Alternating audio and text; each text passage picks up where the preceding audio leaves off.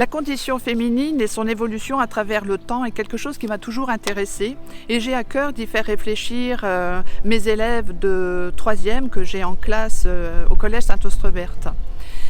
C'est quelque chose que je mets en place dans le cadre d'une séquence didactique souvent consacrée à l'autobiographie en faisant étudier des récits de femmes, Annie Ernaux, Simone de Beauvoir par exemple. Mais cette année, je voulais faire quelque chose de particulier, mettre un dispositif spécial pour mettre en valeur cette thématique préoccupation sociétale. Je voulais partir de témoignages authentiques recueillis directement par les élèves. Et puis j'ai été mise au courant d'une mise en place du CLEA dans le Montreuilois. Donc je suis allée à la réunion d'information et de présentation et là j'ai fait la rencontre de monsieur Maxime Touron qui est comédien et conteur à la fois. Je lui ai parlé de cette idée de paroles de femmes autour de témoignages recueillis par des élèves et il a été plutôt intéressé par l'idée. Ensuite, j'ai construit un projet avec différentes phases que j'ai fait parvenir au CLEA. Et puis, nous sommes rencontrés plusieurs fois. Donc, il y a eu 3 grandes phases dans ce travail. D'abord, il a fallu que les élèves recueillent des témoignages de femmes auprès des femmes de leur famille, des amis ou encore des voisins. Et je leur avais demandé de faire ça sur au moins 3 générations, pari tenu, puisqu'on a eu des témoignages de femmes de 14 à 99 ans.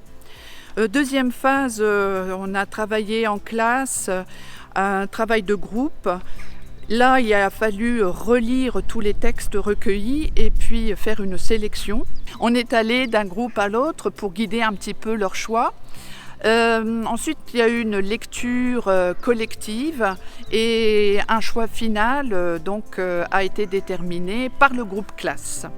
Après quoi, 3e phase du travail, il a fallu penser à la mise en voix, à la mise en espace et un petit peu en scène. Là encore, M. Touron nous a grandement aidés. On a travaillé en salle des sports et puis on a laissé un peu libre cours à l'imagination des élèves pour mettre en place différentes formes. Alors elles sont brèves mais très variées. Et donc, M. Touron a pensé à un spectacle déambulatoire qui est constitué d'une douzaine de spots qui présentent à la fois l'évolution de la condition féminine et les problèmes qui existent encore aujourd'hui.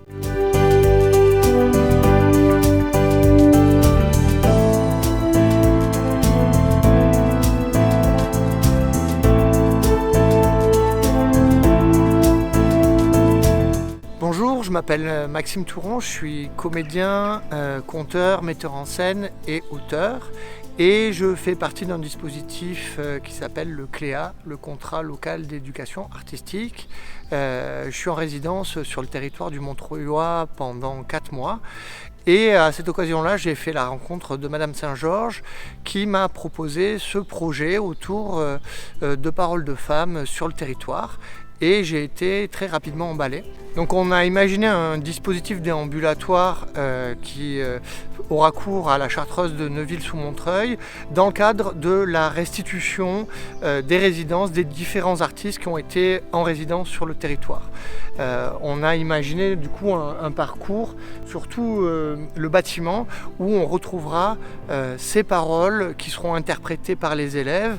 On a fait le parti pris de ne pas coller les genres des élèves au genre des personnages, donc des garçons interpréteront des paroles de femmes également, et tout ça créera une déambulation au cours du temps et au cours des problématiques liées à cette condition féminine sur le territoire.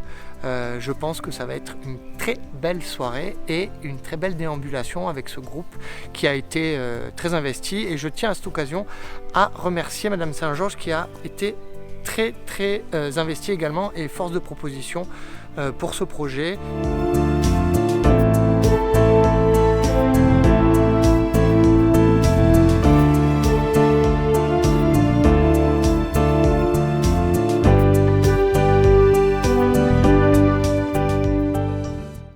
accepté pour me poser quelques questions. Anne-Sophie, 48 ans, c'est bien ça. Je vais directement commencer par la première question pour ne pas perdre plus de temps. Je vous écoute. Comment vivait-on en tant que femme dans votre jeunesse? Alors quand j'étais jeune, je ne subissais pas de différenciation de la part des autres garçons de mon âge. En effet, je pense que ceux qui étaient encore sexistes étaient de l'âge de mes parents. Vos parents? Eh oui, mes parents. C'est inacceptable.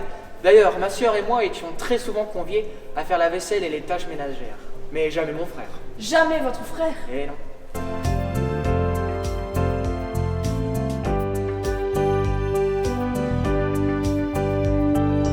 Je suis journaliste et je rédige un article sur la liberté des femmes. Alors j'aimerais vous poser quelques questions à ce sujet. Quelqu'un est volontaire? Moi je veux bien. Je vous en prie, asseyez-vous. Alors en tant que jeune fille de 14 ans, comment vis-tu en tant que femme à ton époque? À mon époque, cela dépend majoritairement du pays dans lequel on se trouve, si on parle des droits fondamentaux. Dans certains pays, les femmes n'ont aucun droit.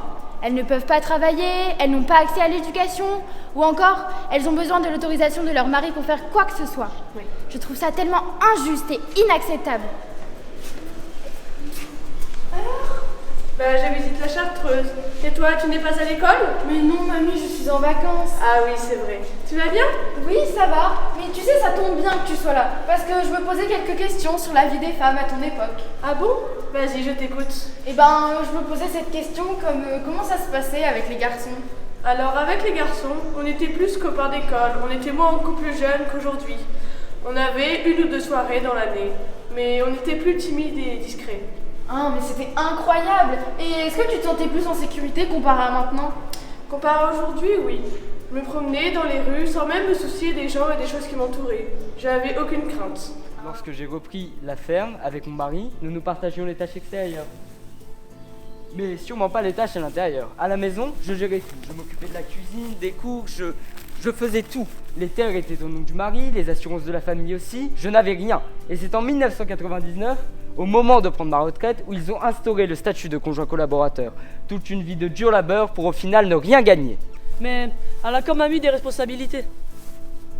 Elle a également eu des réunions avec la chambre d'agriculture qui lui a proposé de faire un élevage intensif sur les porcs. C'est vrai, j'ai quand même eu des responsabilités. Mais bien trop tard.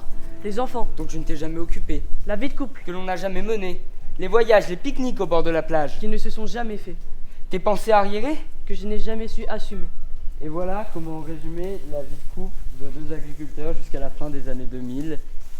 Et il était vraiment temps que cela change pour les femmes. Est-ce que c'était compliqué pour toi de reconnaître la supériorité masculine? Supériorité masculine? Mais de quoi tu me parles? Bien sûr que non. Moi, j'étais assez impressionnante et je me battais souvent quand j'étais en primaire. J'ai beaucoup d'amis garçons, ils sont très respectueux envers moi, ils ont intérêt de toute manière. Puis, il y a certaines personnes qui disent comme quoi une femme ne devrait pas être musclée parce que c'est soi-disant moche. C'est ridicule, il faudrait vraiment arrêter ça. As-tu déjà fait profiter les hommes de ton apparence? Profiter de mon apparence? Mais jamais de la vie. Juste une fois, j'étais en habit de sport, un short quoi. Puis 2 hommes m'ont sifflé. J'ai pas trop entendu ce qu'ils ont dit, mais en mode pas mal quoi. Je me suis sentie tellement humiliée et j'aurais eu tellement honte à leur place.